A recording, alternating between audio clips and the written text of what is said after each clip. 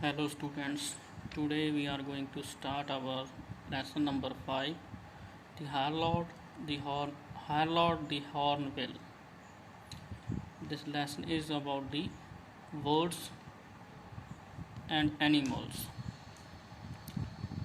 Let's begin. Pets could be of any kind, animal or birds. तो पेट हैं वो कैसे कैसे भी हो सकते हैं, जानवर भी और पंछी भी.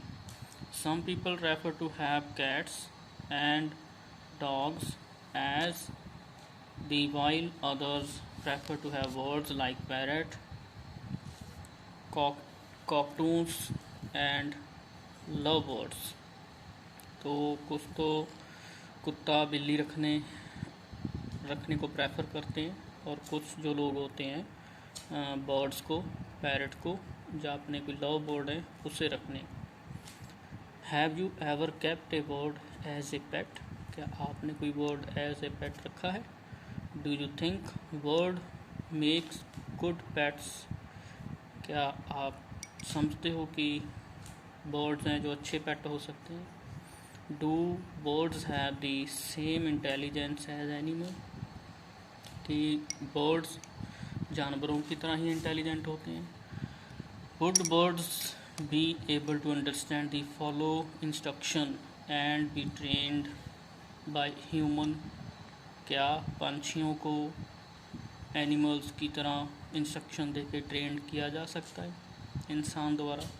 Discuss with your partner. तो इसे डिस्कस करो. Harold the hill bird is a short story by Ruskin Bond. तो ये जो स्टोरी है रस्किन बॉन्ड की लिखी हुई है. Ruskin bond grandfather was an animal lover and was in the habit of keeping the collection of animals and birds at his home. तो Ruskin bond का जो ग्रैंडफादर था उससे जानवरों और पंछियों से प्यार था. तो उसे हैबिट थी, आदत थी, शौक़ था कि वो पंछियों और बर्ड्स की, एनिमल्स की जो कलेक्शन है घर पे रखता था. Harold was a pet hornbill that we author had when he was a child. तो हार्लॉट एक उनका पेट था. हॉर्नबिल पंछी का नाम होता है जो जब ऑथर छोटा बच्चा था उसने रखा था. Harold's mother like all good hornbills. तो हार्लॉट की जो मदर थी वो बाकी हॉर्नबिल्स की तरह ही अच्छी थी. Was most careful of wives, अच्छी पत्नी, ध्यान रखने वाली. His father the most easy going of husband. उसका जो फादर था बड़ा ही शांत स्वभाव का, रिलैक्स मैनर का था. In journey long before the flame tree flowered. जब जनवरी में फ्लेम ट्री पे फ्लावर आए, Harold's father took his wife into a great hole high in the tree trunk. तो हार्लॉट का जो फादर था वो अपनी वाइफ को एक ऊंचे जो पेड़ पे होल था उसमें ले आया. Where his father and his father's father had taken their brides at the same time every year. इसमें पहले उसके फादर, उसके फादर के फादर, ठीक है, जो अपनी ब्राइड्स को, अपनी पत्नियों को लेके इसी समय, साल के इसी समय आते थे. In this weather beaten hollow. ये जो घोंसला था, जो होल था, उस पर मौसम की मार पड़ी हुई थी.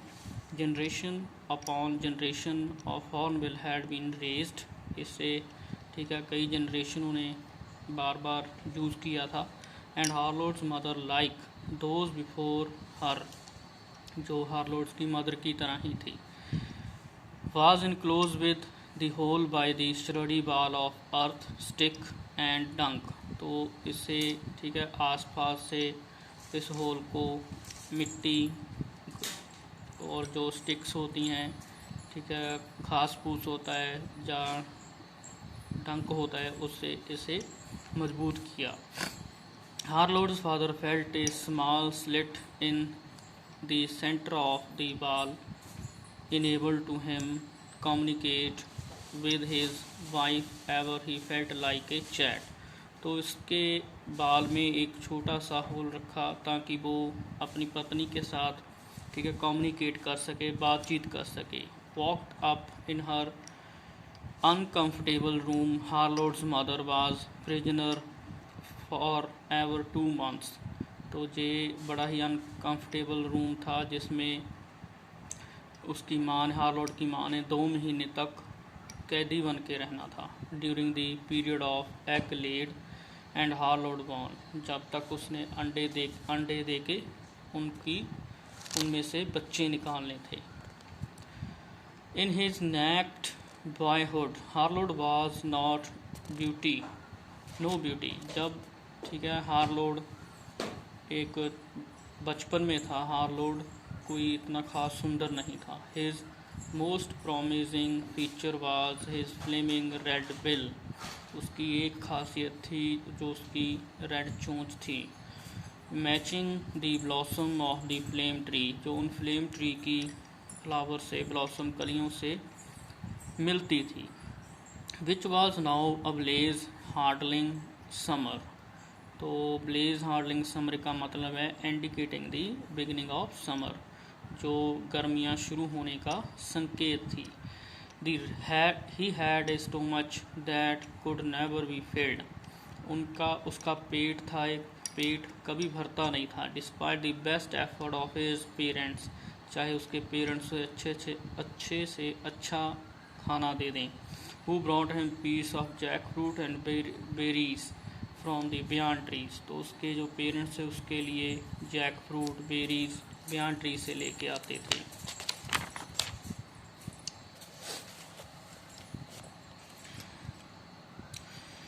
As grew bigger, the room became more cramped, and one day his mother burst through the wall। तो जैसे वो बड़ा होता गया तो वो रूम उनके लिए छोटा होता गया। तो एक दिन उसकी माँ ने जो उसकी बाल्स थी वो तोड़ दी। स्प्रेड आउट हर विंग्स, उसने अपने पंख फैलाए। And sailed over the tree tops, और वो उड़ के जो ट्री का सिरा ऊपर का हिस्सा था, टॉप था, उस पे जा बैठी। Her husband pretended he was glad to see her about. तो उसका जो हस्बैंड था उसके बारे में देख के बड़ा खुश था। एंड प्लेड विद हर, वो उसके साथ खेल रहा था। Expressing his delight with deep gurgles and throat chuckles. तो वो अपने गले से आवाज़ें निकाल के उसके साथ खुश हो रहा था, खुशी मना रहा था। Then they repaired the wall of the nursery so the Harold not fall out. तो उन्होंने बाद में नर्सरी जो बच्चों का रूम होता है उसे बोला जाता है, उसे दोबारा से रिपेयर किया, बनाया, ताकि वो हार्लोड जो उनका बच्चा है वो उससे गिर ना जाए। Harold was quite happy in his cell. Harold बड़ा खुश था अपने सेल में। And felt no urge for freedom, उसे आज़ाद होने की कोई इच्छा नहीं थी। He was putting on weight and feather and acquiring philosophy of his own. तो वो उसका वेट बढ़ रहा था, पंख आ रहे थे और उसकी अपनी फिलॉसफी बन रही थी। Then something happened to a change course of life. तब उसकी ज़िंदगी बदलने के लिए कुछ वापरा, कुछ हुआ। One afternoon he was awakened from his siesta by loud thumping sound quite different from that made by his parents. तो एक दोपहर वो जाग गया। सिस्ता होती है जो ठीक है तीखी आवाज़ होती है किसी तरह की, जो ठीक है पंछियों के द्वारा की जाती है।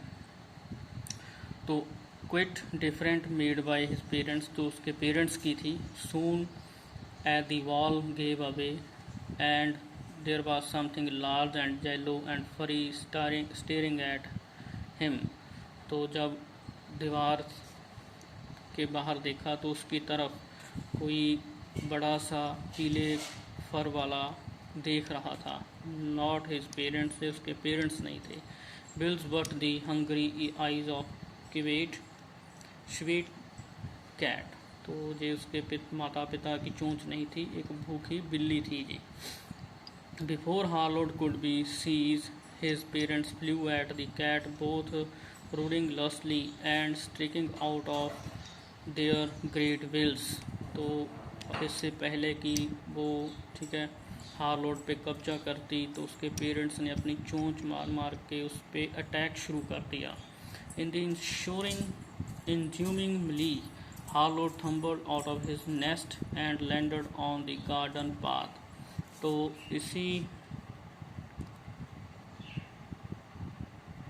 इसी जो लड़ाई में एम्यूजिंग मिली में जो वो नीचे गार्डन के रास्ते पे गिर गया। बिफोर द कैट और any predator could be get him, इससे पहले कि बिल्ली या कोई और शिकारी उसे उठाता। Grandfather had picked him up, तो ग्रैंडफादर ने उसे उठा लिया। And then him to the sanctuary of veranda, और बरांडा में जो उनकी सेंचुरी बनाई गई थी उसमें रख लिया। Harold has lost some wings feathers and did not look at though he was be able to survive his own, उसने अपने कुछ विंग और पंख खो दिए थे, इससे लगता नहीं था कि वो जिंदा रहेगा।